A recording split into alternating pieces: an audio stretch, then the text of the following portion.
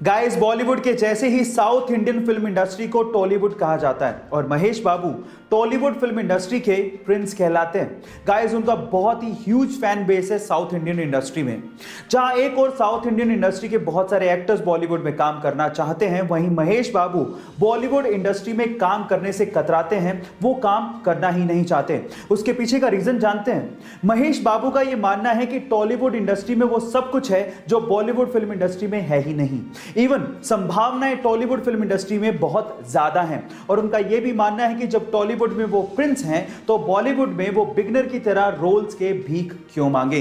Guys, इसको कहते हैं एटीट्यूड। आपका महेश बाबू के इस एटीट्यूड के बारे में क्या ख्याल है? चलिए गाइस, एक जिंदगी की पहेली पूछता हूं। मान लीजिए कि आप कार से जा रहे हैं और भयंकर तूफान आ रहा है और आप अचानक से बस स्टैंड के सामने से निकलते हैं और वहां पर 3 लोग खड़े हैं। पहली एक बूढ़ी औरत जिसे तुरंत अस्पताल ले जाने की जरूरत है, दूसरा वो आदमी जिसने कभी जिंदगी में आपकी जान बचाई थी, और तीसरा वो व्यक्ति जिसे आप जीवन साथी बनाना चाहते हैं। अब अगर आपकी कार में सिर्फ 2 लोगों के बैठने की जगह हो तो आप किसे बिठाएंगे? ये सवाल है। आराम से वीडियो को पॉज करिए और फिर जवाब दीजिए। चलिए मैं आपको इसका आंसर बताता हूं। देखिए, बहुत सिंपल है। आप उस व्यक्ति को कहेंगे जिसने आपकी जिंदगी बचाई थी कि वो कार चलाए और उस बूढ़ी औरत को हॉस्पिटल लेके जाए, और आप अपने जीवन साथी के साथ बस स्टैंड पर वेट करेंगे उसी व्यक्ति का, ताकि वो वापस आए और आपको लेकर जाए। गाइस, अक्सर इंडिया में जब लोग बीमार पड़ते हैं ना, तो वो डॉक्टर के पास जाने की बजाय सीधे दवाई की दुकान वाले भैया के पास चले जाते हैं, उसे अपनी बीमारी बताते हैं और उसे दवाई ले आते हैं। कभी कभार हम उससे ठीक भी हो जाते हैं, लेकिन कभी कभार उसके भयंकर परिणाम भुगतने पड़ते हैं। अब इसी से रिलेटेड मैं आपको एक बहुत इंपॉर्टेंट इंफॉर्मेशन देना चाहता हूं। अगर अगली बार आप डॉक्टर की पर्ची के बिना किसी दवाई की दुकान पर जाएं, तो प्लीज दवाई खरीदने से पहले उसे पलटकर रेड स्ट्रिप यानी कि लाल पट्टी जरूर चेक कर ले। अगर उस दवाई के ऊपर रेड स्ट्रिप यानी कि लाल पट्टी बनी हुई है तो उसे ना खरीदें, क्योंकि उसका मतलब ही यही है कि उस दवाई को जिसके ऊपर रेड स्ट्रिप या लाल पट्टी बनी है, बिना डॉक्टर की सलाह के ना तो खरीदा जा सकता है, ना ही इस्तेमाल किया जा सकता है।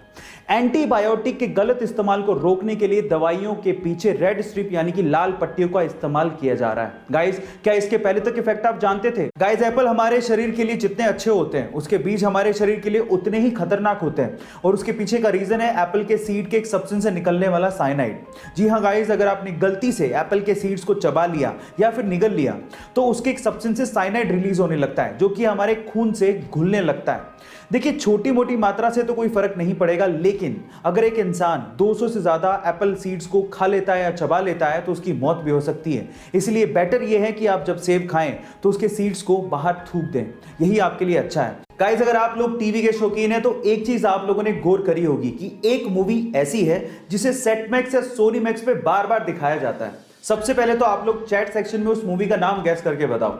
जी हां, आपने ठीक लिखा, वो मूवी है अमिताभ बच्चन की सूर्यवंशम। पर सवाल यह है कि सेट मैक्स या सोनी मैक्स सूर्यवंशम मूवी को बार बार क्यों दिखाते रहता है? तो उसके पीछे के 2 रीजन है।